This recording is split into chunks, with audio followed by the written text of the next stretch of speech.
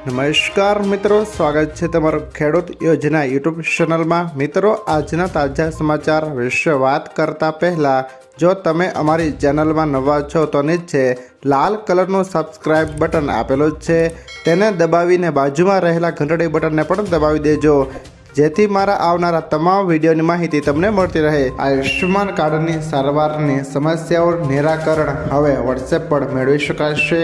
પીએમજયમાં જોડાયેલી હોસ્પિટલમાં આયુષ્યમાન કાર્ડ હેઠળ મળતી સારવારમાં કોઈ મુશ્કેલી અનુભવાતી હોય તો વોટ્સએપ નંબર 9227723005 પર સરકાર સાથે સંપર્ક કરો।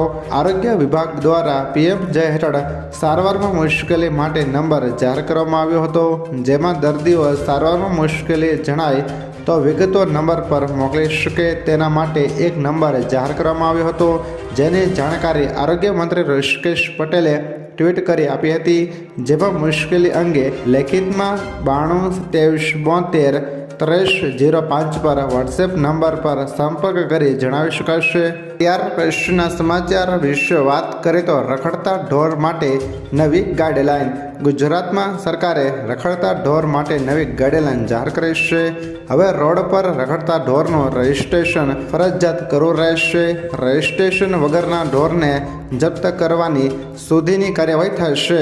તમામ મહાનગરપાલિકાઓ અને નગરપાલિકાઓને પશુઓ પર ટેગ લગાવવાની કામગીરી કરવાની સૂચના મળી છે। જાહેર રસ્તાઓ પર પશુઓ માટેના ઘાસ વેચાણ અને તેને ખવડાવવા પર પ્રતિબંધ લગાવાયો છે। ટેગ વગરના ઢોર માટે 1 થી 10,000 સુધીના દંડની જોગવાઈ છે।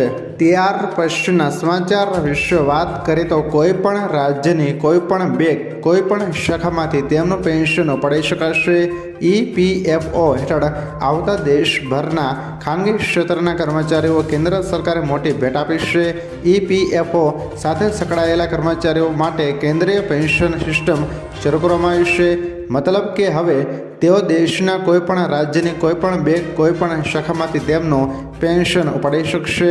કેન્દ્રીય પેન્શન સિસ્ટમ દેશના તમામ 122 પ્રાદેશિક EPFO કચેરીઓમાં લાગુ કરવામાં આવ્યું છે। ત્યાર પછીના સમાચાર વિશે વાત કરીએ તો પંજાબમાં રાશન કાર્ડને બદલે હવે સ્માર્ટ કાર્ડ। પંજાબની ભગવંત માન સરકાર સતત વિકાસના કાર્યોમાં વ્યસ્ત છે।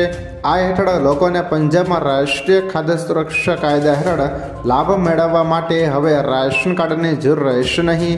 લાભાર્થીઓએ સ્માર્ટ કાર્ડ દ્વારા જ રાશન મળશે। પંજાબ સરકાર 40 લાખ લાભાર્થીઓના ચિપ આધારિત સ્માર્ટ કાર્ડ બનાવી રહી છે, જેની પ્રક્રિયા શરૂ કરી દેવામાં આવી છે। તમે POH મશીનને સ્પર્શ કરતાની સાથે જ લાભાર્થી પરિવારની સંપૂર્ણ વિગતો દેખાશે અને તેમને રાશન આપવામાં આવશે। વિભાગે આ નવી સિસ્ટમ માટે 14,400 POH મશીનોની પણ વ્યવસ્થા કરી છે।